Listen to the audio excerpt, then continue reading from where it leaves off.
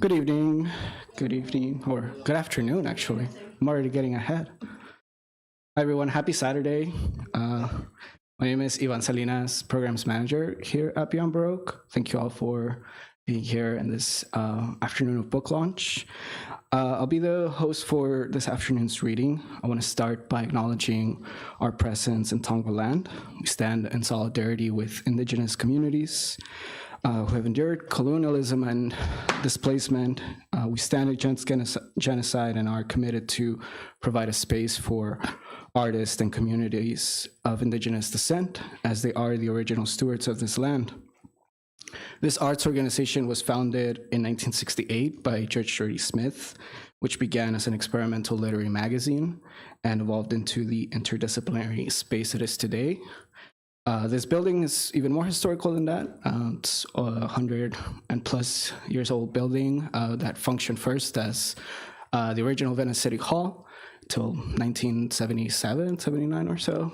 And it was taken over by the Beyond Baroque crew, and it's been our home ever since, and a home for artists and writers.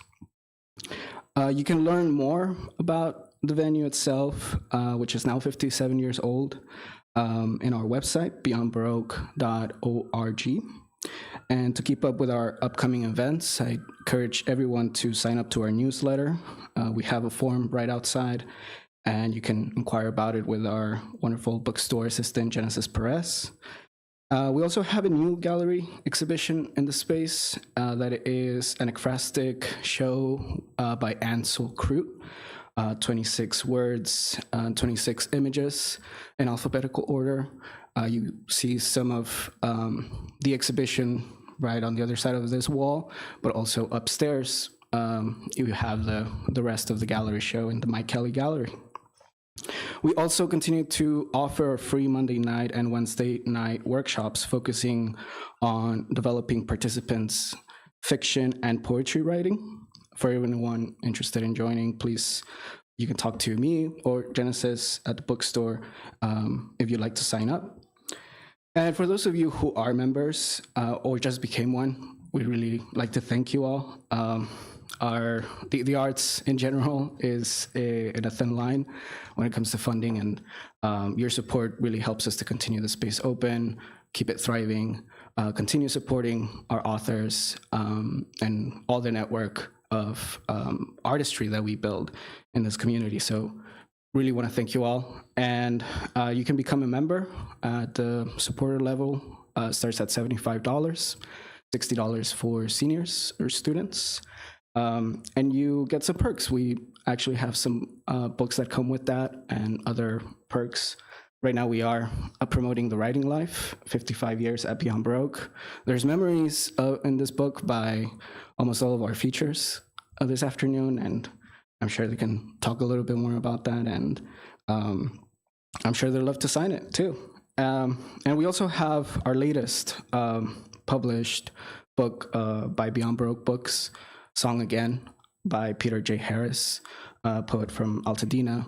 Unfortunately, Peter passed away last year, but his work is present, his legacy is present. So feel free to sign up to become a member and choose one of these books or other perks we have. And also for our features this afternoon, we have all of their books available in store. So without further ado, to start off the readings, we are going to begin with James Cushing. Born in 1953 in Palo Alto, California, James holds a doctorate in English from UC Irvine. In the 80s, he hosted a live poetry radio program on KPFK, which gave early exposure to Dennis Cooper, David Trinidad, Amy Gersler, Wanda Coleman, Leland Hickman, and many others. From 1989 to 2020, when he retired, he taught literature and creative writing at Cal Poly San Luis Obispo and served as the community's poet laureate for 2008 to 2010. Cushing's poems have appeared in many journals, and his 30-year association with Cahuenga Press has resulted in 7 full-length collections of poetry, the most recent of which is Tangled Hologram. His daughter is the New York-based poet Iris Cushing. Please give a warm welcome to our first feature, James Cushing.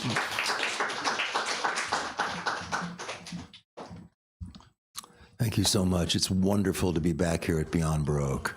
It's wonderful to be standing here at the microphone in a room where so many unforgettable poetry experiences have happened, both for me and for so many others. And it's also very meaningful for me to be here both as a voice of my own work and as partly a representative of Cahuenga Press, which began in 1989, which is to say that this is our 36th year of continuous operation, and we're here to celebrate. Well, we're here to celebrate the past, the present, and the future. The present is our brand new book, Fire Roulette, which is a remarkable document of the human condition, written by our newest member, Jeanette Clough. And the future of Cahuenga Press, of course, is yet to be written, but I can guarantee you there will be one. And I wanted to take my portion of today's reading to put a little spotlight on part of Cahuenga Press's past, specifically with a book of mine that came out a number of years ago called Undercurrent Blues. I've been diving back into my earlier collections, and I found a couple that I thought would be appropriate for this beautiful afternoon. This is a poem in 4 parts, and it's called Something Wrong. 1. I worked all day, far into the night, but cannot hold what I have made. Is there something wrong with me? Clouds cry out across my sky tonight. Water interrupts my sleep. An elderly organist argues a tempo for my dream. About to thank her, I bolt upright, awake again to my neighbor drumming, recall being married, yank again at ropes that keep me in bed this late. The vernal equinox keeps playing despite dense fog. A comet irritates the dawn, but the rest of the morning is classical guitar and a favorite novel, lying with the rest of the dust. As flocks of radiolaria cease lighting up the ocean, I remember the old woman told me I had only air and fire in my chart. Then she counted a tempo in only even numbers. And yes, I think I was weeping, trying to speak, a baby's hand reaching into my mouth. 2, the basis of what you do is, pick one, a gleam from 1965 you carry inside an amulet, a photo of a painter kissing her husband in a doorway, Lawrence Ferlinghetti on a smoggy afternoon, a drawing by a 2-year-old push-pinned to the wall, or all the citizens killed in war who never got to see it. The very basis of it, the part you don't understand, the pool of whatever in a dark backyard with rakes and stiff gloves, in a dark office, under a desk, in a woman's womb, under a walkway, beneath a desert parking lot where something no one can kill keeps growing, that sort of thing. Not what collects around it, not its precipitate size or measure, but its very basis. Your face somewhere floating in your house, observed as it works through tiny knots of feeling, through anything that looks like chance. Who are you looking in at me from that stand of trees? 3, clouds rise, but rain is far away. A man my age sits in mud, waiting 3 years for a sign of rain. Wait, I think I see him standing, dripping mud, hungry and angry from his long sit waiting. Here, I say, I have clean, dry clothes that fit you. I have bread and meat and wine. I have a bed for guests. I have no wife, but if I did, she would welcome you into her bed as another husband. Can no one tell me what he said to that? A bus left off the kids at 3:10. 4 boys walking up a hill saw him running down past them through the center of their small Texas town. They insisted he kept running, knees high, chin up, as though he were chasing or being chased. They insisted. Their mothers worried, told their fathers over bourbon and water. Wild furry animals waited outside, watching from the dark. One of them entered my bedroom, a black cat with spider webs over his face. Can no one tell me what he said before he left? So soon, that cloudy morning, months ago? 4. Our hero sat in his eating place, ignoring his meat, so nervous he could read nothing but catalogs of children's books. A private moment. We leave him there. Finding herself the subject of monographs, his mother prattles complacently, her finger twirling a silver lock. Where she lives, the big bands never died.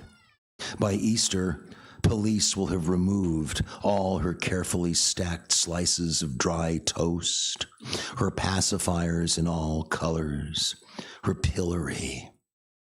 She will have less than a mite to confess at her piano.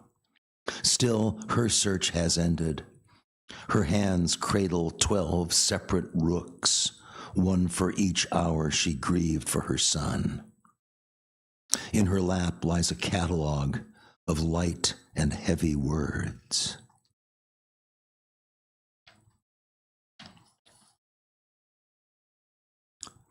The way there. 1. And before I go, I'll tell you I thought I was wise. I felt cold when my father wept next to me, and I ran from the story my mother told only to me. What lay closest I failed to observe. In front of the house where we first lived, piles of brown leaves, tree dust, an old wash rag lie explaining nothing. I lie with them, the sun on my face, my feet and legs returning slowly into the earth. And before I go, I'll tell you I felt I was strong. I thought the boxes men around me carried were empty, and I kissed women around me without telling them my name. What I left out, I assumed would always be there. In back of the house where I live now, sand-colored weeds, rosemary and oleander, a lemon tree, all grow without trying. I'm among them, sun at my back, rereading your letters, folding them back into their envelopes calmly, placing them in a wooden box. And before I go, I'll show you how well I can listen to my mother and father, breathing together in their bed at last, tucked in, stars above, alert, smiling, strong, wise. 2. We must close our eyes to whispering and our mouths to false witness. We must trust our eyes and noses now and the hair on our arms. We must learn the names of those now sleeping in our forest. We must not assume those names will be easy to say. Our story starts nowhere in particular, ends in a similar place. Takes one shape after another as it moves. A gamin, a robin, a plain glass of water, a mouthful of ashes, a silver coin. Once it ends, men forget it right away. The Father is merciful. My family is an empty bowl glimpsed before it breaks. In another place, a house filled with antique clocks falls asleep except for the Father, who stands at the window and smokes. He must read signs in 3 moonlit clouds above a canyon. He must fish out what bliss there is and forge the rest. He must not flinch as the sky grows browner and his jasmine wilts. We must continue his work beneath his clouded, flashing eyes. And we must resume our story, our hands shaking, our voices hushed. 3. Only this leaf moves on only this tree, the one you're looking up to. Today at dawn, only one bird sang, the one who woke you. Now, near dusk, you complain about the heavy stillness. Somewhere you sit laughing among friends, but you are not there now. That's okay. The phone still works. You've been on it all day, which may be why this quiet threatens you. You know no more than ever about your breath, your blood, your blundering childhood, your craving for salt. If I could feed you and tuck you in, if I could open the envelope you sent me and read its contents without bursting into flame, if I could name how warm my body grows when you descend, don't you think I would? We once had other names and beds, creeks and placid fields to mow. You sit smiling at a game several moves ahead. Outdoors, it's earthquake weather, and all omens indicate retreat. Yet you leave your room, meet the press, tell them how you hated living in your palace. If I could revive that palace with my blood, my voice, or a broom in my shamed hands. If I could ride that broom naked through our schoolyard. If I could sit in a tall maple tree tossing you kisses and telling you jokes, don't you think I would? 4. One day soon, you will see this earth from the viewpoint of an apple. You will learn patience, ripening, anticipation. You feel your cells filling with tart bites of self. You relish your ideal form, your increasing weight. One day soon you will fall from your tree, your earth changing from a landscape to a fate. One day soon you'll be prepared and eaten. Until that day, you shall continue seeking earth from your belly at twilight, the land below sinking into coolness. You will show up in parables as examples of darkness, as emblems of like it or not. A mouth will never be far from your tail, your own or an eagle's or a shepherd's. When you have lines to speak, you will speak them, no matter the ache in your jaw. Thank you. From Tangled Hologram, copies of which are available in the bookstore. Next up, I believe it's Phoebe MacAdams. Is that right? Yes. And we'll be hearing something about Phoebe right now. Thanks. Thank you, James, for that bit of history also. Undercurrent Blues. It's a Tangled Hologram, which we have in the bookstore. And it's a Cahuenga Press afternoon. So we are definitely getting a taste of it all today. And our next poet is Phoebe MacAdams. Born and raised in New York City, but has mostly lived in California. She moved to L.A. in 1986 with poets James Cushing, the late Holly Prado, and Harry Northup. She is a founding member of Cahuenga Press, which now includes the poet Jeanette Clough. She taught English at Roosevelt High School in Boyle Heights until her retirement in 2011. She's published 7 books of poetry, the last 5 with Cahuenga Press, including in 2016 her new unselected volume, The Large Economy of the Beautiful. In 2017, Beyond Baroque published Every Bird Helps, a cancer journal. She lives in Pasadena with her husband, Ron Ozuna. Please give a warm welcome.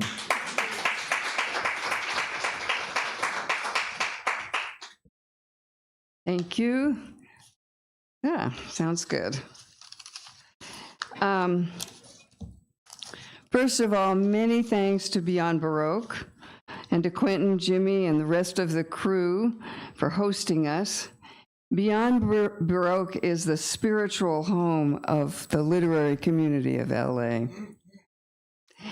And Cahuenga Press is my poetry family. Congratulations, Jeanette.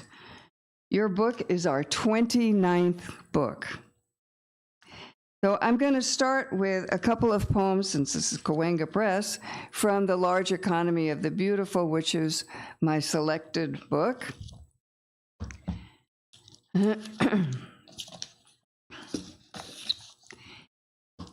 These joys are temporary, and I praise them.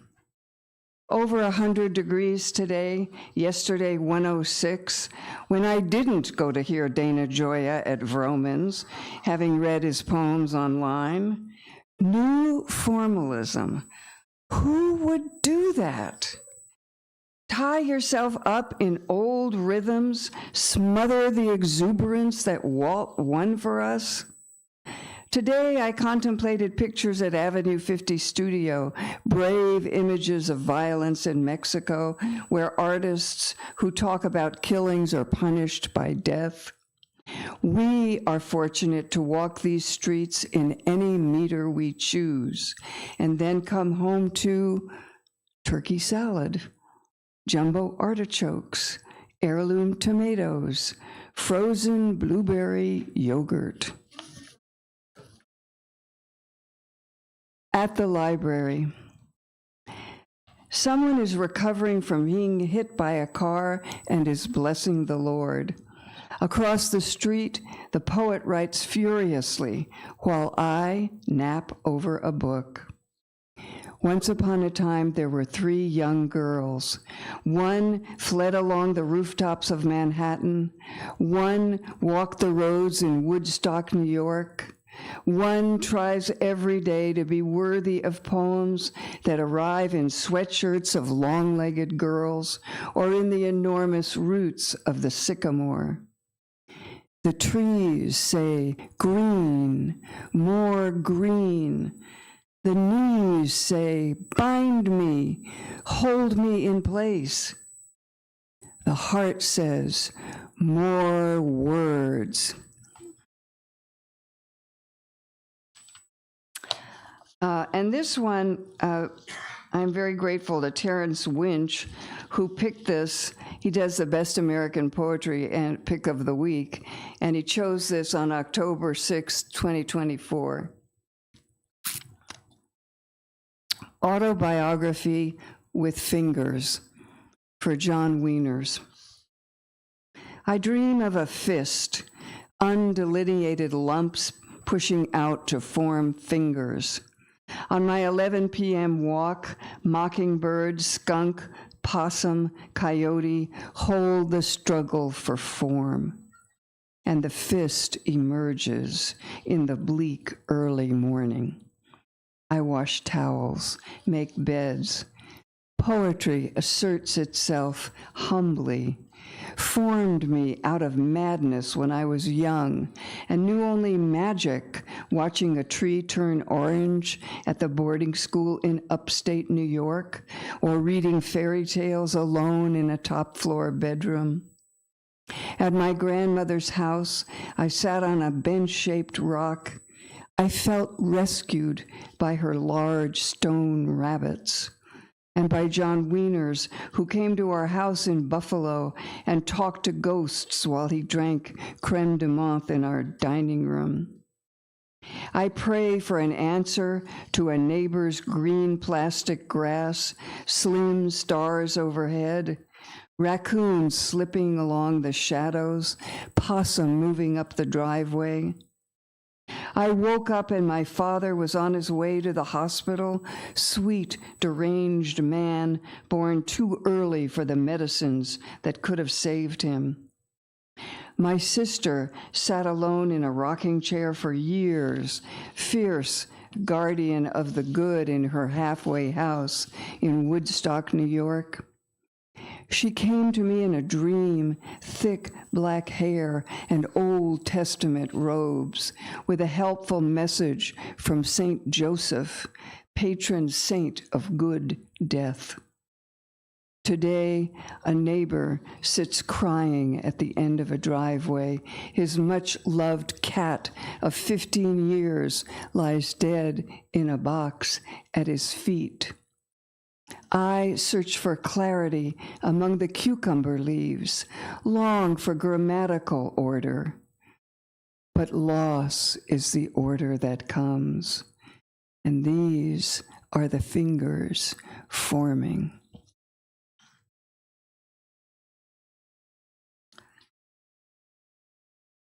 And this one is to the house that I grew up in New York.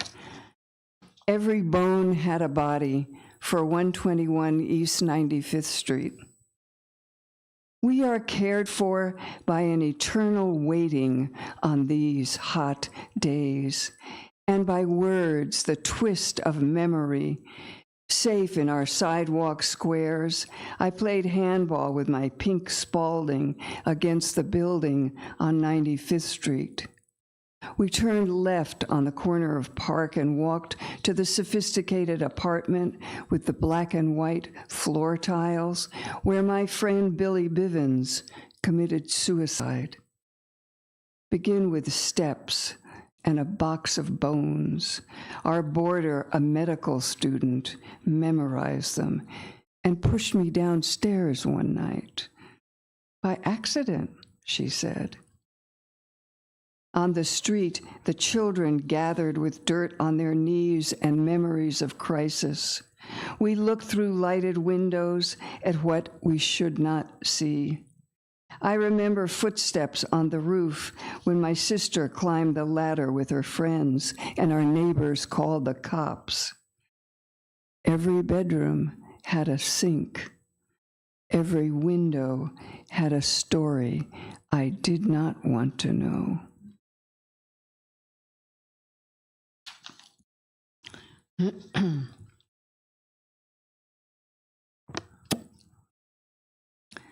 For my mother, Mary Perry. The longed for is tiny, just out of reach, a hankering for baby's breath, for sunlight on natal plums. In the morning, when the long shadows inhabit bone and the blood moves tenuously, the shadows grow from the wrists. I wait for things of the other side to return. Her pink toenails, a gathering under a beach umbrella, the sound of mourning doves, the soughing in a pine tree she loved. It begins again, this task of longing for the divine, the labyrinthian thread, the deep desert root. In Japan, you can rent a family, have dinner with rented relatives whom you have coached with gestures of a loved one, a wife or a daughter, a mother now gone. I stand under a canopy of green parrots, squawking and eating berries in the camphor tree. We are your mother, they say. Greetings. Their beaks, their sharp eyes.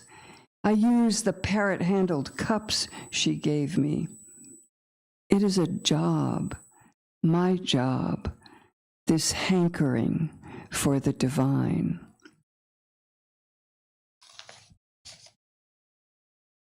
And I'm going to close with a poem by Holly Prado, Keep Her Spirit with Us. And this is from Esperanza, Poems for Orpheus. This came out in 1998. This is one of my favorite poems of hers. The tall, upheaving one. The cypress that I pray to, it can fly. Nothing is a single species. We're made of bark, then avalanche. Orpheus can make us anything, can make us God's own door, cypress or oak or black, to be accepted there across the boundary, as when I leave the house this morning walking, nothing painful in my legs. I tell misunderstanding, this is our last year together. And then I see just up the street that planets are our bodies. Their mouths slam through my wrist. I was a child who practiced jumping from the top of anything right into the air. Music was a swirl of vines and leaves that left my throat.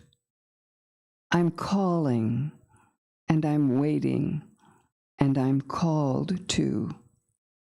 This black, the pure unknown, which finds its way exactly like the song you can't get rid of, the one I start with now and won't give up, the God obsessed with worship that is memorized, abiding, until the prayer itself moves inside out, converts these worlds of sliding rock to fragrance. I'm calling, and I'm calling, and I'm called. Thank you, Holly.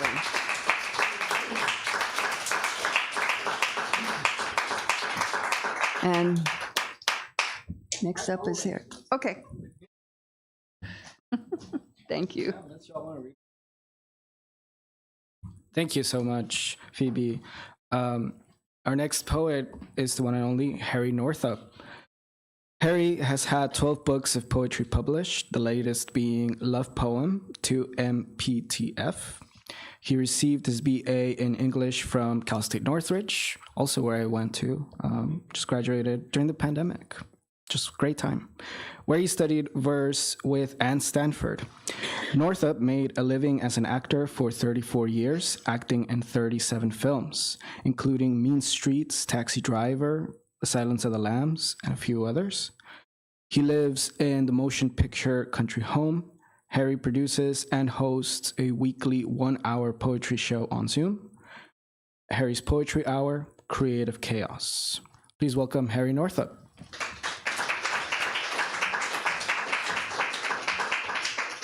Thank you very much. I'm always happy to be at Beyond Broke and to be among my fellow Cahuenga Press members and my fellow poets. I'm going to read some poems from Where Bodies Again Recline from Cahuenga Press. Lincoln Highway. My wild Irish rose, the sweetest flower that grows. You can search everywhere, but none can compare with my wild Irish rose. My mother's favorite song, along with Easter Parade. She wrote me letters, and I saved 209 pages from 1966 till 1970 when she died. She ended letters with, "Please excuse the mistakes. All my love, Mother." Lincoln Highway, the coast-to-coast highway, gather her children, gather Georgie from Virginia, her firstborn, the hero, the chief radioman, FBI agent, gather Bobby, her second-born, the Presbyterian minister, missionary, the straight-A student, gather Dorothy from her farm in Ohio, Dorothy with her white teeth and joyful smile, a beauty queen, housewife, mother, and church worker. Dorothy, who memorized a sermon she wrote, who waited for the Sunday when the minister got sick. Dorothy, who gave her sermon. Gather Jim, who was and is a big success, who is like Daddy and has mother's heart. Gather Harry from East Hollywood, who is like his mother in heart and worry. Gather Sunday midday dinners, roast beef and mashed potatoes and gravy, fried chicken. Gather hard work and family, ironing board and wash tub. Gather flower-printed dresses in the closet. Gather work all day at the post office, drive 12 miles home, cook dinner, do dishes, iron clothes. Gather driving 12 miles to the Fox Theater. Gather driving the Lincoln Highway with George E. and Jim and Harry in the panhandle of Misery Lost. You had a good mother, Harry. You're a lot like her, Margaret, Georgie's wife, said. Where bodies again recline. In the primacy of law, the bootleg version, there will be no superiority of money, of celebrityhood, of loss, lack, ignorance, rigidity, simple down-home rootedness. There will be listening to one another, a recognition of brotherhood, a willingness to see past vertical mobility. There will be family, love, rosy cheeks, white teeth of love, blushing, no gender, skin, lost, wall, wanting, let's go. Friendship, simple as stone, as water, as here. What's in my pocket is what I place on the table.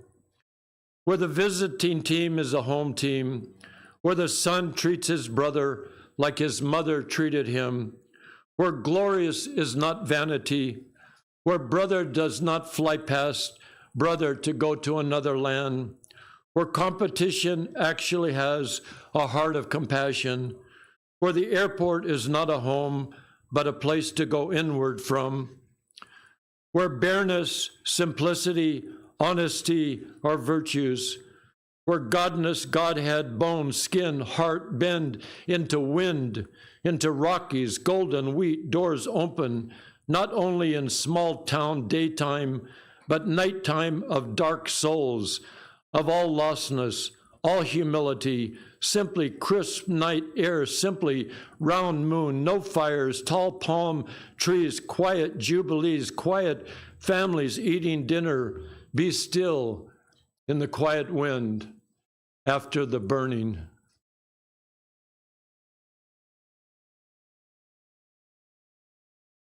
Like a breeze, the final caress for Holly Prado Northup. A white tornado spins, drops rain, shines fire, wings with knives sheathed, revolving bone, white tree, golden highway. A crown nest revolving upward, path shoots, and two horizontal half circles meet, waterfall wings, tree-like motion spins. Red grapes clusters around golden center, night with Stan Getz playing Alfie. Breeze, no high humidity. What a difference a few degrees make. Golden cathedrals, spinning top, lilacs, flowers trailing, flashlight shining down, sunflower with petals glowing up, arrows like jets rush round the circumference, many sunflowers strewn from shoulders, fires of them, golden Bach pipes, petals like fires rush up sides of canyons, double in height, waterfalls wide as ocean, recede in dawn's rosy light, propeller at center of valley. No shadow act, no arrows like thistle, still face, arrows like lightning, arrows shoot out in a diagonal fashion, buddies in war. Long white plain like salamander, arrows like flags dance around perimeter, fire glows at planets being eclipsed, peacock tail spread in gold wheat fields lit from above. At night, dark path arrows shoot out from rectangles, center, one golden ring around large black birds, long neck. Feathers dance, arrows transform into golden circle, bird flies upside down before a golden boat, golden twisting serpent, sunflower rushes forward with roses, fragile closing petals, arrow departs like a breeze, the final caress.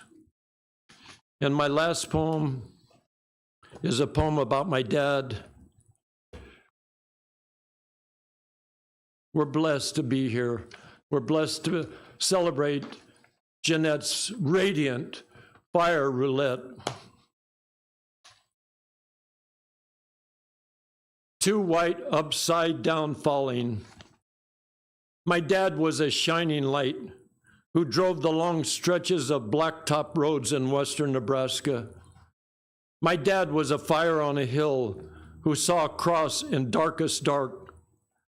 My dad was golden triangles who sang ship's steering wheels to fan bells.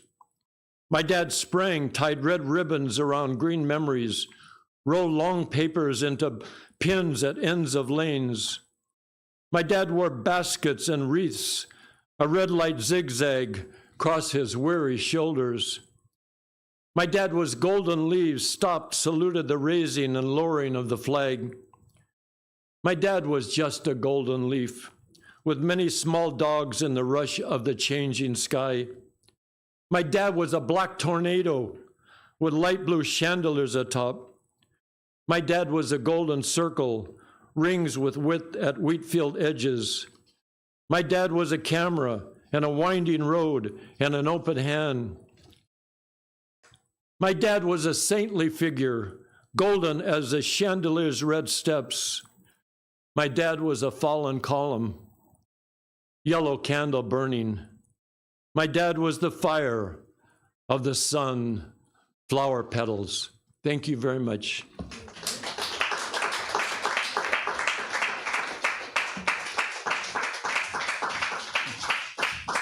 Harry Northup, everybody. Now, for our star feature of the afternoon is Jeanette Clough. Fire Roulette is her fourth poetry collection. An earlier book, Flourish, was a finalist in the Otis College of Art and Design and Eastern Washington University book competitions. Other publications include Island from Red Hen and two artist books, Stone and RX. Her poetry received awards from the Los Angeles Poetry Festival Fin the Millennium, Ruskin Art Club, and Rainer Maria Rilke International Poetry Competitions, and a commendation in the Aesthetica Creative Works competition. She was also artist in residence in Joshua Tree National Park. A native of Paterson, New Jersey, Clough holds an MA from the University of Chicago Division of the Humanities. She worked as an art librarian at the Getty Research Institute and divides her time between Ventura County and L.A. Take it away, Jeanette Clough.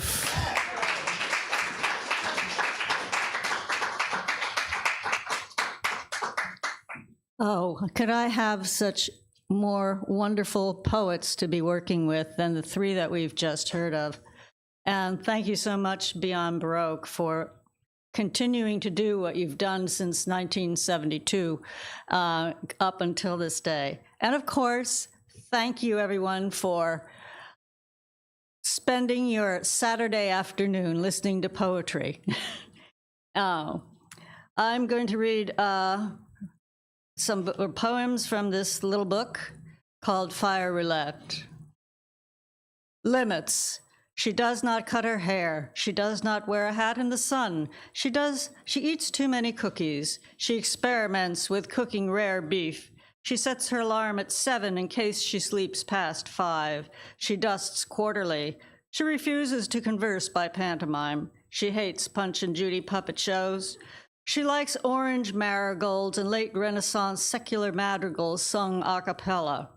She is good at waiting. She is good at listening. She is good at things almost no one cares about, like identifying the city where a coin was minted. She is bad at portion control. She is bad at understanding someone who has never spoken to her. She climbs to the top of high buildings. She drives across the salt flats' blinding white glare. She is good at starting over. She is good at starting over again. She carries a bright red purse with matching patent leather 4-inch heels. Visual migraine. A glittery shape sparkles on the kitchen cabinet. Rough spot, or my retina, shedding bits of itself without regrowth. I close my eyes. The scintillating clump of foil takes over the left eye, transforms into random bars of blue, then morphs into a silver angled void where the iris would be. Behind the right lid, an undulating mix of green and yellow stalks ripples and twines like an underwater pastel landscape. Both eyes closed, 2 scenes at once, both open, utter blackness.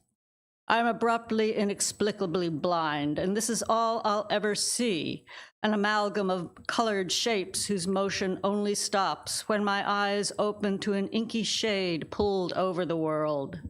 For 10 long minutes, I rationalize, try to relax and enjoy the show, grateful for what I will have, sight reduced to abstract paintings. The left eye zigzags unhasp, and angle by angle erased to their starting point. The scene to the right dissolves into the sable curtain of a closed lid. No more supple limbs of an underwater forest in the sun. Incomprehensible retrieve. And distrust, I drive myself to the eye clinic, no appointment. You've described a classic visual migraine, the retina specialist says. I have them too. He adds, there is no treatment. What if I'm driving, I ask. Just pull over, he says, until it is gone. I have a number of villanelles in here, and sometimes they come in a pair. In this case, I've written a poem about the visual migraine, and then the poem, which is a villanelle, which talks about it the same way, but in a particular form. So there'll be a number of those as I read through. Optic nerve. I'm dull and giddy from the frenzied view. Not knowing what is wrong, I'm on the floor and stare until my optic nerve may still. The lids are closed, the zigging zags I see like bolts of light join hands and circle round. I'm dull and giddy from the frenzied view, convinced that I'm going blind. By now already seen my last. I'll bide the time by looking till my optic nerve grows still. I test, unshuttering each eye, just inked expanse without a crew or star to guide. I'm scared and giddy from the pitch-black view. A twist, the inner show reverses course and zags collapse, retreat.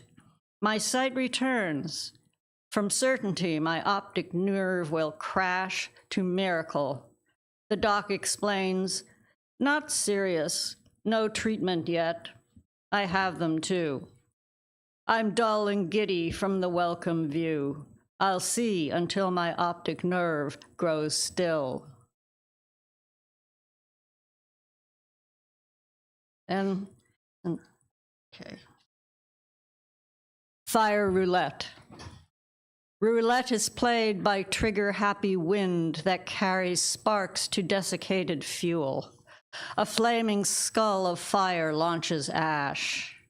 The lethal embers carried through the air are infiltrating timber in their path. Roulette is played by trigger-happy wind that hits its mark and burns a canopy. The branches, leaves, and trunk go up in smoke. A flaming skull of fire launches ash, ignites my thirsting space. The driving thrust that lights a match, familiar brazen risk, roulette a game of trigger-happy wind. A company of fighters puts it out, their arms around the house to help it stand. A flaming skull of fire launches ash. The haze will shroud my mind's aridity. First, douse the cinders so they do not catch. Roulette is played by trigger-happy wind. A flaming skull of fire launches ash.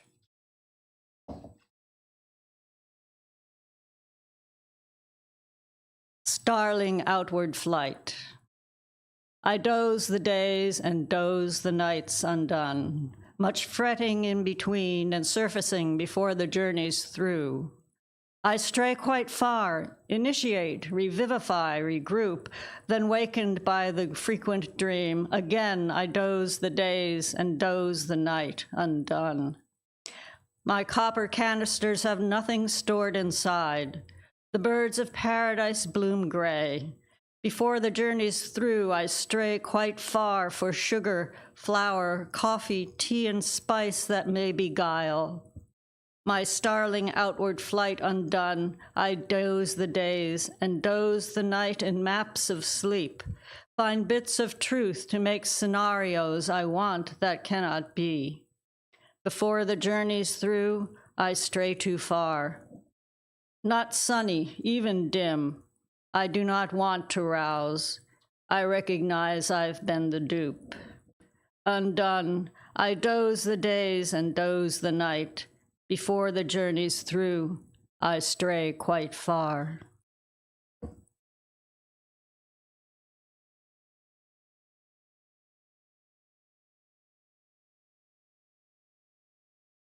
Sorry.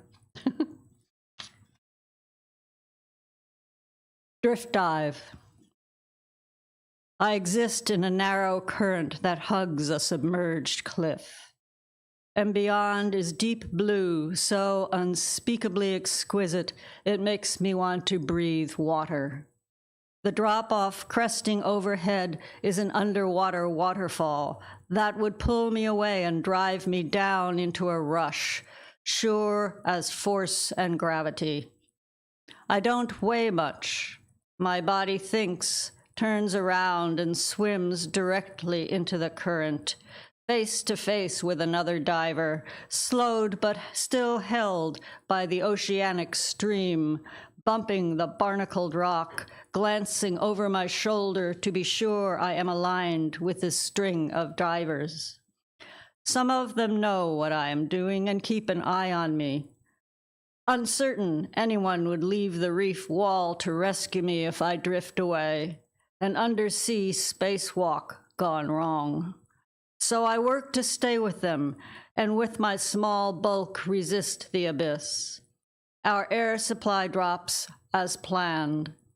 We break into our original clusters of 2 or 3 and ascend to a higher stretch, relieved from the threat of drag down into the deep. The expanse of bright sand below us is lit by a filtered sun that warms the shallowing water. A dog splashes into the surf to greet us. Night dive. I am the foreign body wearing neoprene, descending into the Caribbean Sea wrapped in 40 pounds of gear, and I anticipate sinking like a rock, but scientific fact and good equipment let me hover underwater over the sand, breath balanced in and out, body rising then lowering as if weightless above the banded sea snake, with black rings precisely spaced along its white body, settled on the floor, docile but deadly. I propel myself with artificial fins. A nocturnal octopus blends with a rock. 2 sea turtles swing by, a flotilla of barracuda, then another of squid, half imagined in the blurred distance. Beneath me, a stingray disguises itself under a thin layer of sand, only eyes and gills unveiled. We are a small group, patient with each other, willing to wait while a diver lingers, transfixed, floating inside the sea. Our oxygen lowers and we return, an armada swaying in the night's current, timing ourselves to rise slowly. I break the surface, remove my mouthpiece, and take in again the night air. Our bodies snug in their own suits. We can hear each other breathe.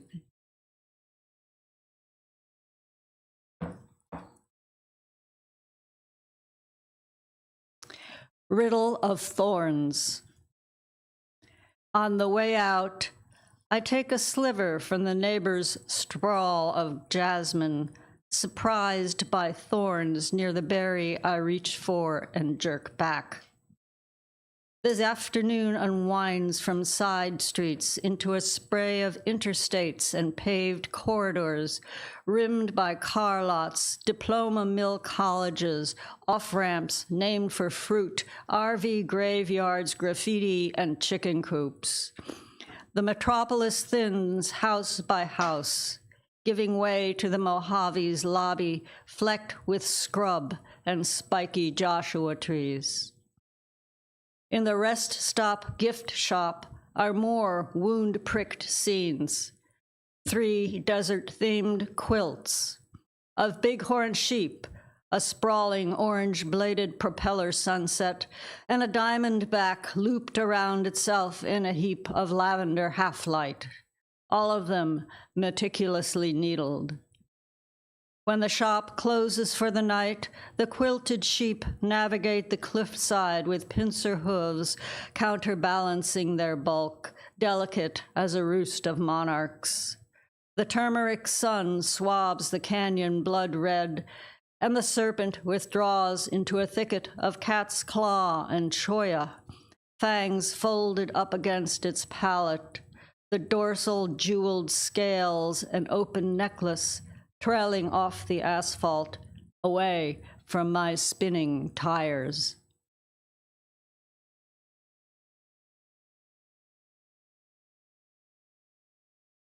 Uncommon bounty.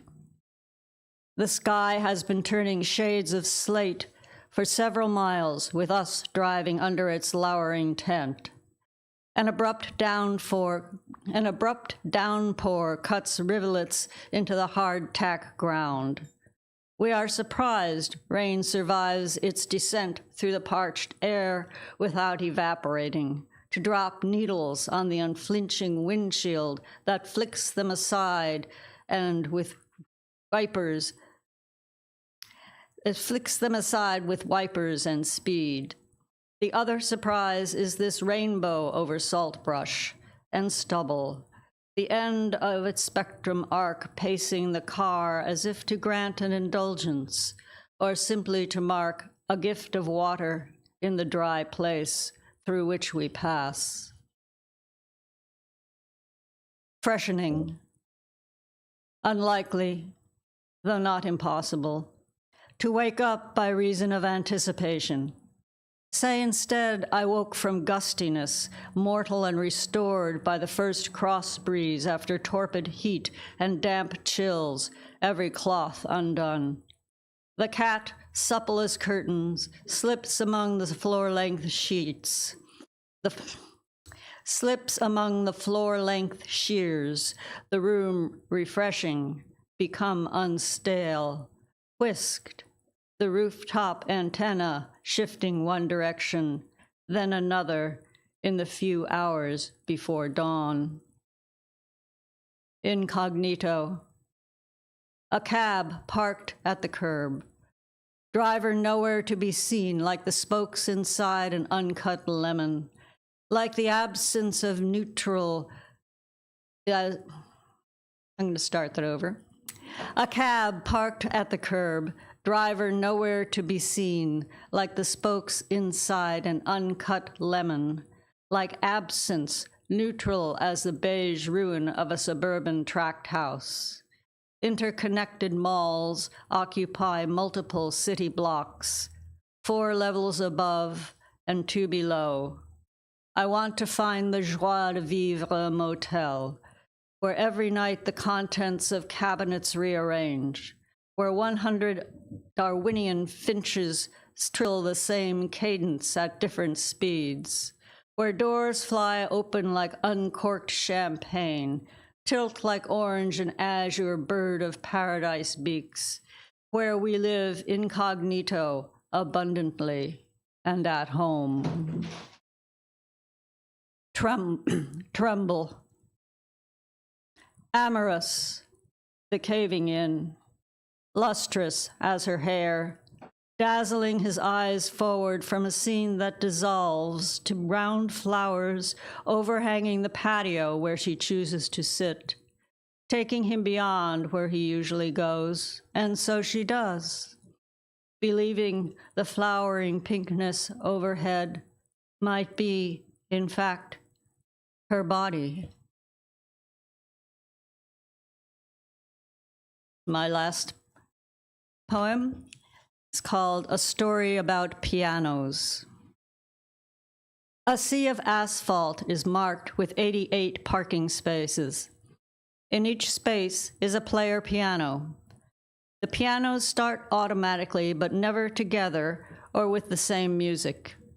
They play morning and night, rain or shine. No one can stop the pianos or park their cars.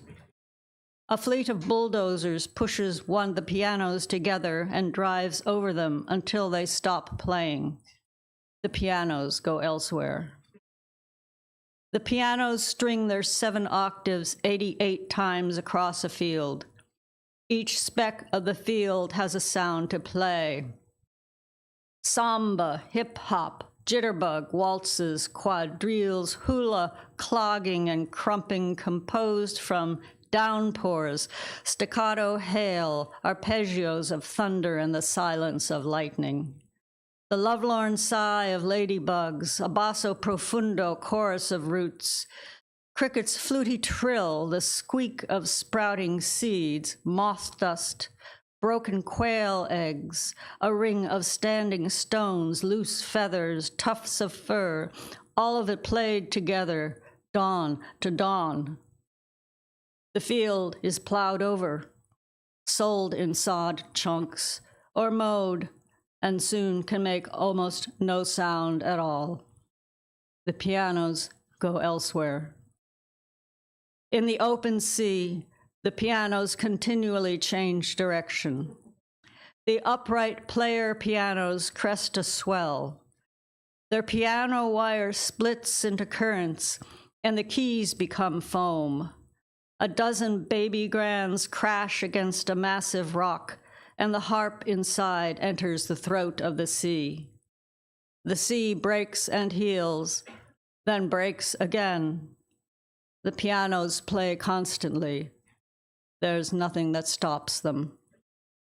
Thank you.